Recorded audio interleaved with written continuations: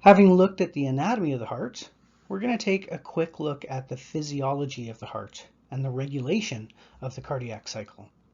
Remember that the heart is divided into two halves. We have the right half that deals with deoxygenated blood only, and we have the left half that deals with oxygenated blood only. Also remember that the two sides of the heart are going to contract in unison. So the two atria will contract at the same time. The two ventricles will contract at the same time. Let's walk through one cardiac cycle. So this is going to start with blood returning to the heart.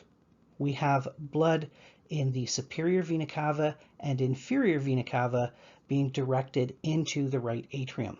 And again, that blood is deoxygenated blood that's returning from the systemic loop.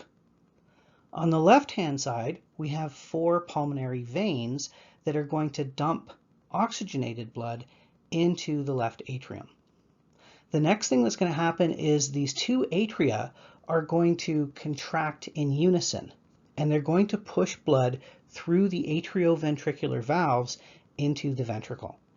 Now, as you can see in the diagram on the right, we have these cords, these fibers that pull down on the atrioventricular valves.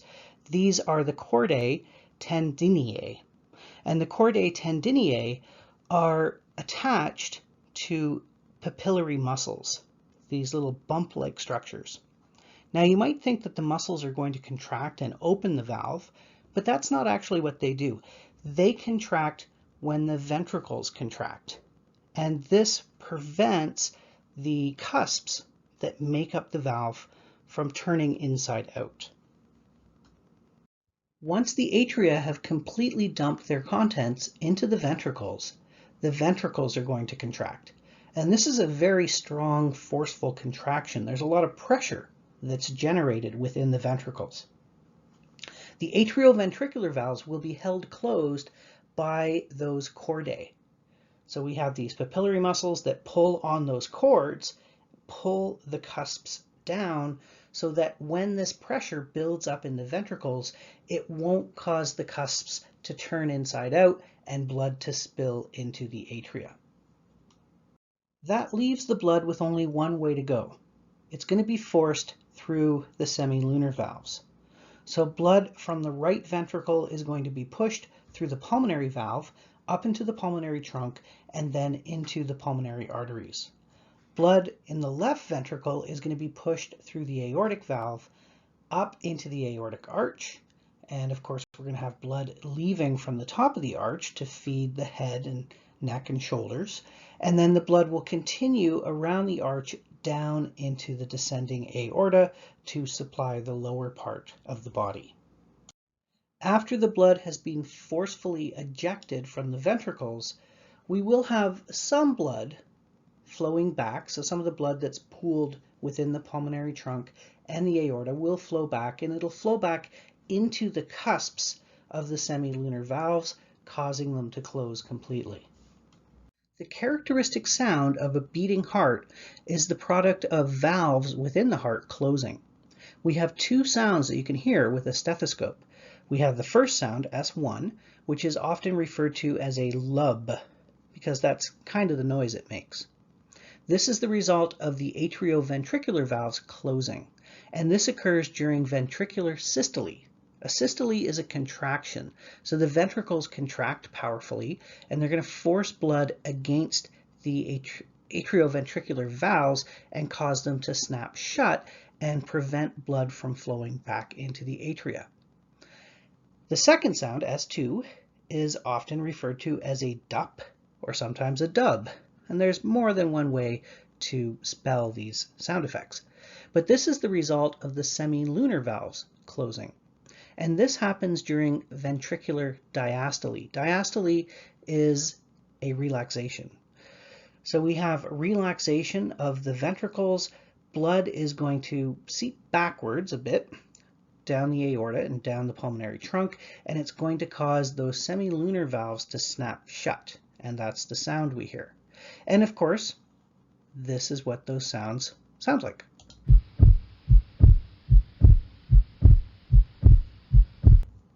Now that was a normal heartbeat, but sometimes the valves don't close as quickly as they should, or they don't close completely and we get a bit of leakage of blood. That sounds a bit different. That is something known as a murmur.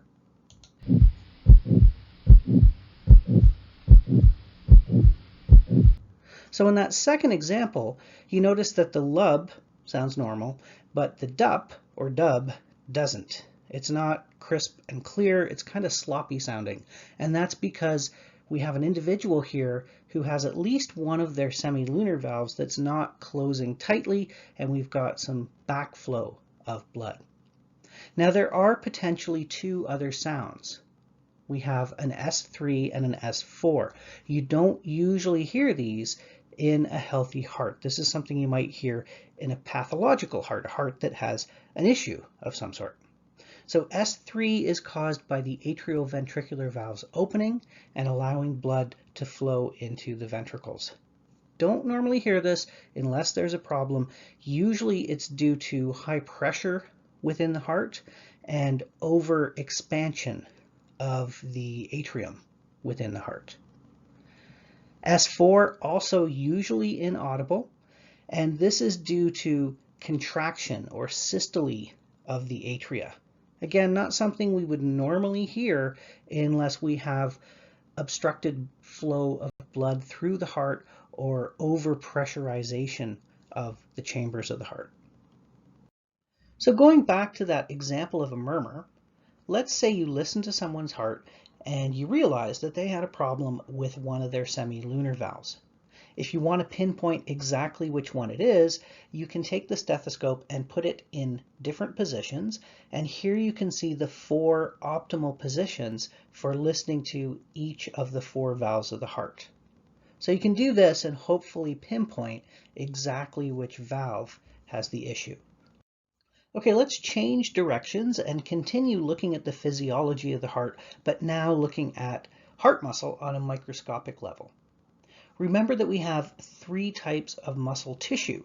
We have smooth muscle, which is non-striated, it doesn't have sarcomeres, and it's involuntary. The cells are also spindle-shaped. Then we have skeletal muscle, which is voluntary and striated. And then we have cardiac muscle, heart muscle. Cardiac muscle consists of striated cells that are branched, so one cell can connect to several other cells, and they connect to those cells through regions known as intercalated discs. Heart muscle cells also are involuntary. You don't have control directly over your heartbeat. I mean, you can make yourself think happy thoughts if you're anxious, and that might lower your heart rate, but you can't directly affect those muscle cells. So at the top there, you're seeing some cardiac muscle cells, and notice that they are branched, and notice that we have these lines known as intercalated discs. You're seeing what's going on in those intercalated discs in the drawings at the bottom. So first of all, we have a lot of gap junctions in those regions. And gap junctions, remember, are great big pores that allow material to move freely between cells. So basically, if one cell produces a protein or a messenger RNA, it will flow to the other cell quite rapidly. More importantly, in what we're looking at right now, ions can move from one cell to another very, very quickly. They're not impeded at all by the plasma membrane. They normally would be. Also within the intercalated discs, we have desmosomes, which are rivets that hold the cells tightly together. In this diagram, we're seeing bundles of cardiac muscle cells that are running parallel to each other. So we can see an intercalated disc here that's connecting 2 cells. Intercalated refers to the fact that these are like finger-like projections locked together. So we have one cell over here, we have another cell over here. The 2 cells are locked tightly together by that intercalated disc so that they're not going to separate during a forceful contraction. There are lots of gap junctions at that intercalated disc, and that allows ions to move freely. And in fact, it causes the 2 cells to behave as if they were one cell. A large area of the wall of the ventricle can behave as if it was one cell. And this is a situation known as a syncytium. A syncytium is where we have many cells behaving as if they were one. They're acting together in a coordinated fashion because they're sharing cytoplasm and cytoplasmic contents freely. If we were to depolarize cell number 1, remember what's going to happen during depolarization is we have this rapid influx of sodium ions. Those sodium ions will move through the gaps into cell 2 and depolarize it as well, almost instantaneous. So we can have depolarizations, action potentials, running through adjacent muscle cells very, very quickly. Now, just like in skeletal muscle, we have striations because we have sarcomeres. The sarcomeres are linked end to end and they make up myofibrils, as you can see here.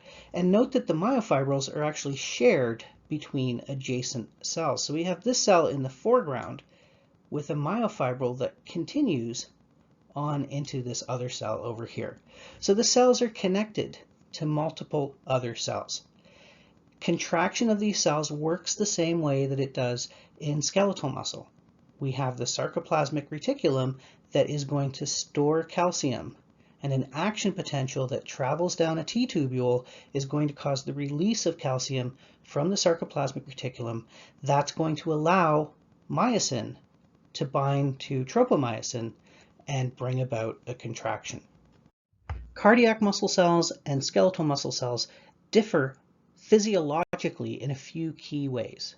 First of all, there are some cardiac muscle cells that can self-excite. They can initiate their own depolarization.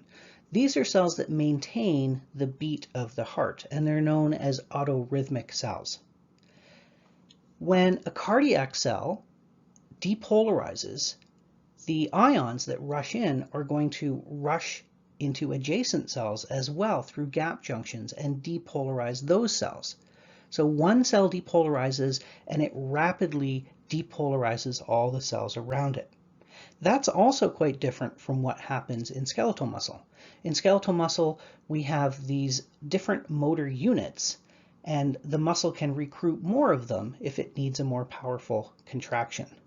In the heart, the contraction of a chamber is all or nothing. If one of the cardiac cells depolarizes, they all depolarize. So the entire myocardium of the left ventricle, for instance, will contract as one unit because every single cell is being stimulated simultaneously. Those cells are actually behaving as if they were making up just one giant cell. Finally, the length of the absolute refractory period is very different in skeletal and cardiac muscle.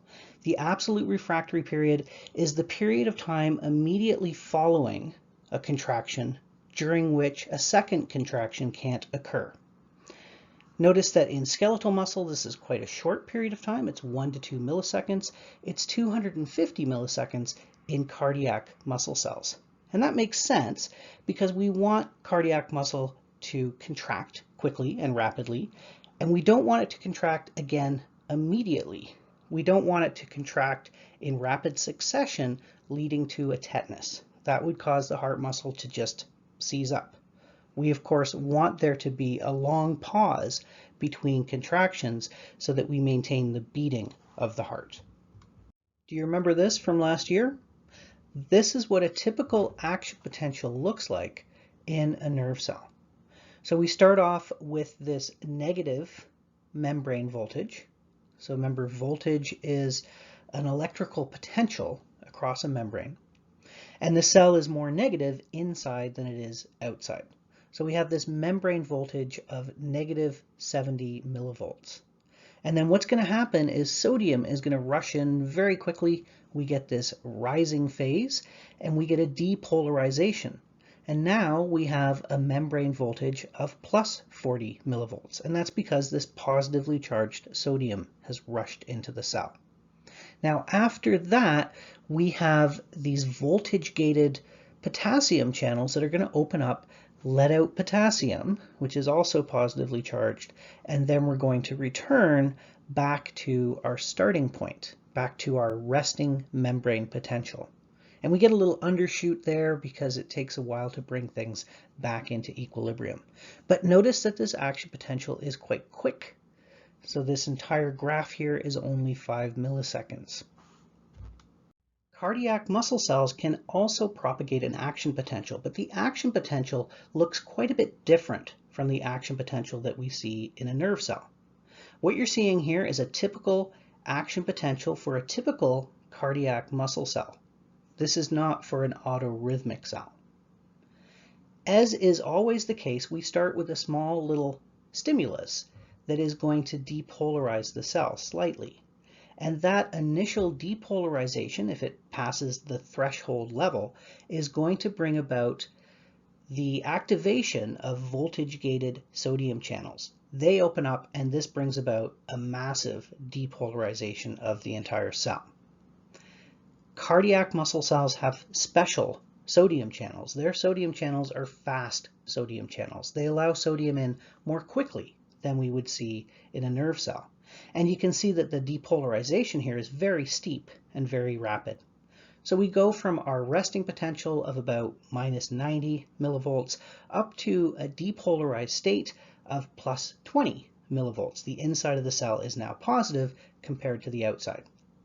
The next thing that happens is the really unusual part. We have this maintenance of that depolarized state. So we get this long plateau at the top of our graph. And that's caused by the activation of voltage-gated slow calcium channels. So these are channels that are activated when they're depolarized, when the cell is depolarized, and they allow calcium to seep in slowly. Now, potassium is being lost at this point, just like it would be in a nerve cell, but the influx of calcium is offsetting that loss of positive charge. So we're losing some positive charge to the potassium that's leaving, but an equal amount of positive charge is coming in calcium ions. This plateau is responsible for the long refractory period of cardiac muscle cells. Now, one thing I should point out, don't get this graph confused with a graph of the contraction of the muscle. So we have looked at graphs before, and we'll look at another one in just a moment, that show the tension that's generated within a muscle cell. That's a different graph. That contraction began at the start of the depolarization of the cell. But this graph is only showing what's going on in terms of the charge, the voltage across the membrane. During this time where that plateau is maintained, the cell can't be stimulated again. It's already depolarized. It can't depolarize again. It can't bring about a new contraction. Okay, now what's going to happen next is those calcium channels are going to close, and when they close, the loss of potassium is no longer being offset by the influx of calcium. And we're going to repolarize, and the cell is going to return back to its resting potential. Here we have a myogram for a cardiac muscle cell. Remember that a myogram plots tension or force developed within a muscle cell over time. And this plot has been superimposed onto a graph of the action potential for the same cell. One thing to note is that it takes quite a while for tension to develop fully within the cardiac muscle cell. So that contraction takes longer and it's slower than we would see in skeletal muscle. Also note that the resting potential for the cardiac muscle cell is lower than it is for a skeletal muscle cell. And what that means is it takes more effort to bring the cell up to threshold so that the fast sodium channels will open and we'll get a full depolarization. That makes sense because, of course, we don't want areas of the heart, chambers of the heart, contracting willy-nilly. We want them to contract because of a very concerted effort on the part of your body. There's a very strong signal needed to get the contraction started. Now that we've talked about the physiology of normal cardiac muscle cells, let's talk about those special cells that are known as autorhythmic cells. These are cells that can excite themselves. They can bring themselves to depolarization. And these autorhythmic cells are clustered within nodes in the heart. We have the sinoatrial node, which is found embedded within the wall of the right atrium, and then we have the atrioventricular node, which is embedded in the wall between the right atrium and the right ventricle. There's also a conduction system that's connected to this atrioventricular node. This conduction system is made out of specialized cardiac muscle cells that transmit these action potentials quite quickly in a very similar manner to how a nerve might be used to conduct an action potential. But in this case, we have specialized cardiac cells that are connected end to end by gap junctions that allow for the rapid movement of a wave of depolarization through the walls of the ventricles. Here's a more detailed look at this conduction system. And again, this conduction system is going to carry action potentials throughout the heart to coordinate the activities of the 4 chambers that make up the heart. We have autorhythmic cells in the sinoatrial node, and the sinoatrial node is generally referred to as the pacemaker of the heart because it's going to set the rate at which the heart beats. Note that it's connected to the atrioventricular node through this conduction system. The atrioventricular node has its own autorhythmic cells, but their activities are generally overridden by the activities of the sinoatrial node, as we'll talk about. Notice that there's a branch of the conduction system known as Bachmann's bundle, and Bachmann's bundle is carrying action potentials from the right atrium, where the SA node is, to the left atrium. And that's so that the 2 atria will beat in unison. We have conductive elements leaving the atrioventricular node. The first bundle is known as the bundle of His, or the His bundle, and it splits into 2 branches, a right and left branch, that travel through the interventricular septum, the wall that divides the 2 ventricles. Ultimately, those fibers are going to lead into Purkinje fibers that will wander throughout the myocardium of the ventricles and come into contact with many, many cardiac cells. And of course, if they receive a depolarization, they will depolarize and contract. The action potentials generated by the autorhythmic fibers of the sinoatrial node look a lot different than the action potentials we saw for a typical cardiac muscle cell. We don't have that plateau. The action potentials, in fact, look a lot like the action potentials we would expect for a nerve cell. Now note that the resting membrane potential for these autorhythmic cells is minus 60 millivolts instead of minus 90. That means that the cell can bring itself to threshold more easily. And what's typically happening in these cells is they are slowly depolarizing up to the threshold where those fast sodium channels will open up. Remember, those are voltage-gated channels. And then we get an action potential being sent off. Typically, this is going to happen in the range of every 0.8 seconds, every 800 milliseconds. And we get a resting heart rate somewhere between 60 and 100 beats per minute. Now, of course, the sinoatrial autorhythmic cells can be affected by other systems within your body. We can change the rate at which action potentials are given off by increasing or decreasing the amount of time it takes for the cells to reach threshold. So for instance, the sympathetic division of the autonomic nervous system will stimulate cells to reach threshold more quickly, and that's going to increase the rate of action potentials, which will increase the heart rate. Hormones like adrenaline can have the same effect. So they bind to these autorhythmic cells, they allow them to reach threshold more quickly. That increases the rate of action potentials given off through the conduction system, and that increases heart rate. So the sinoatrial node is going to send out action potentials, and those action potentials will travel very quickly to the left atrium. So quickly, in fact, that the left and right atria will contract at the same time. We also have action potentials that are going to travel to the atrioventricular node. But something interesting happens at this second node.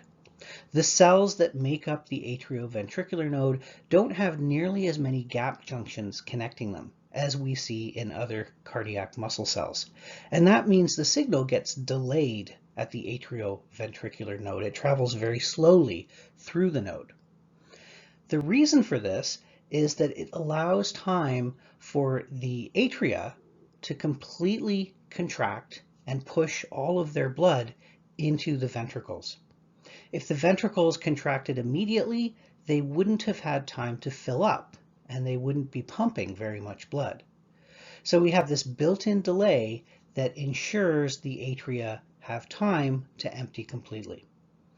Next, the action potentials are going to travel down the bundle of His, and then into the left and right bundle branches and onto the Purkinje fibers.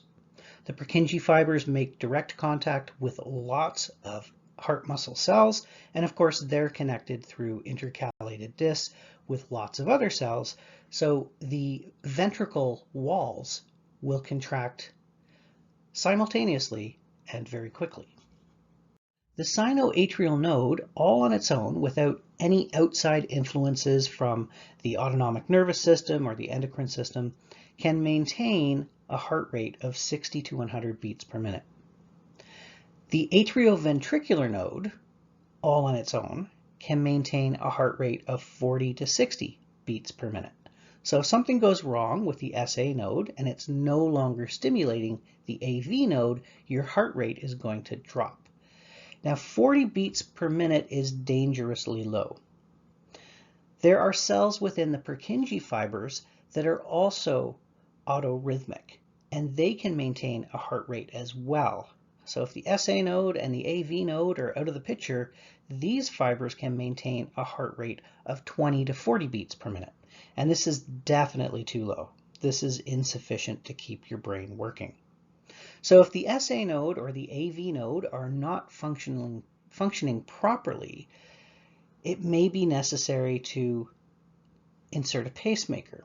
So a pacemaker can be used to replace the actions of an SA node that's become diseased or damaged in some way.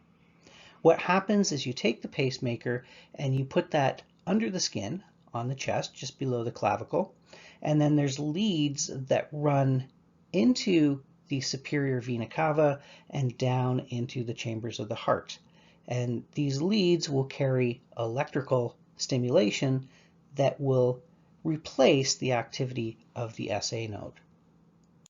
An electrocardiogram plots the sum total of the depolarizations and repolarizations that are occurring within the tissues of the heart.